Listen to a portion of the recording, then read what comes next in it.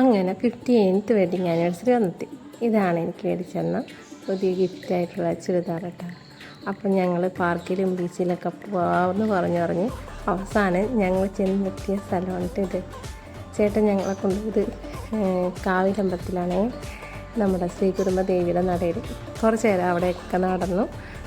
മക്കൾ പലയിടത്ത് പോകാമെന്ന് പറഞ്ഞെങ്കിലും അവസാനം നമ്മൾ ഇന്ന് അമ്പലത്തിലെങ്കിലും പോയി. കാലത്ത് ഞാൻ ഒറ്റയ്ക്കാണ് പോയത്, ചേട്ടൻ്റെ ഒപ്പം പോകാൻ പറ്റിയില്ല. അപ്പം നമ്മൾ എല്ലാവരും കൂടി അമ്പലത്തിൽ പോകാമെന്ന് പറഞ്ഞിട്ട് അങ്ങനെ കാവിലമ്പലത്തിൽ പോയി. അവിടെയൊക്കെ കുറേ നടന്ന് മക്കൾ ഓരോരുത്തർക്ക് പോകുമെന്ന് പറഞ്ഞാലും അവർക്ക് അങ്ങനെ വലിയ നിർബന്ധങ്ങളൊന്നുമില്ല. ഇപ്പം ഞങ്ങളുടെ കൂടെ എവിടെയെങ്കിലും കുറച്ച് നേരം സ്പെൻഡ് ചെയ്താൽ അവർ ഹാപ്പിയാണ്.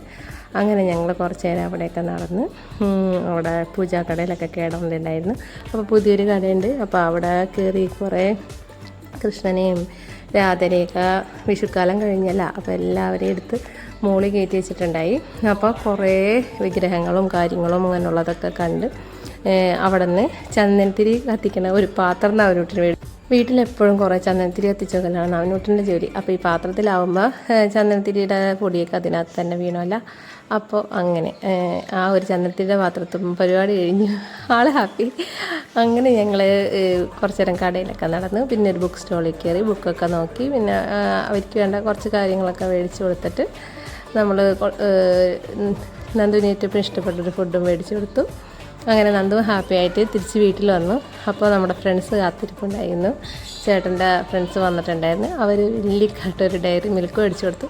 അതിൽ അവനൂട്ടിന് ഹാപ്പിയായി. അങ്ങനെ എല്ലാവരും ഹാപ്പി ആയിട്ട് നല്ലൊരു ഡേ അവസാനിച്ചു. വേണ്ട അച്ഛൻ്റെ അമ്മയുടെയും വെഡിങ് ആനിവേഴ്സറി കിട്ടിയ 2 ഗിഫ്റ്റാണ് കേട്ടോ പുള്ളിയുടെ കയ്യിലിരിക്കുന്നത്.